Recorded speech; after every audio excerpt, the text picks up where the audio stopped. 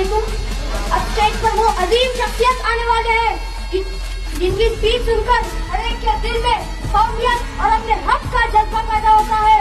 जिनकी सटीक दलीलों के आगे अंजना कशक और रूबिका लियाकत जैसे बड़े बड़े न्यूज एंकर्स की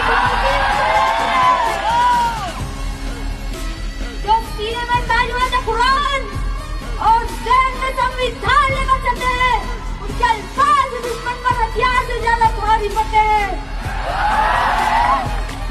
जनता के हक के लिए उनकी आवाज न्यूज चैनल से लेकर संसद तक गूंज उठती है, जिसके इंटरव्यू लेने के लिए मोदी मीडिया के बड़े बड़े एंकर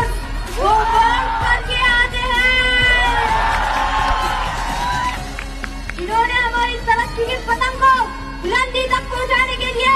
हुकूमत के सामने कभी हार नहीं मानी और हमें यह पैगाम दिया, तुमने चाहा ही नहीं हालात बदल सकते हैं, तुमने चाहा ही नहीं हालात बदल सकते हैं, तो कदम मेरे साथ चलकर तो देखो, जरूर सबके हालात बदल सकते हैं।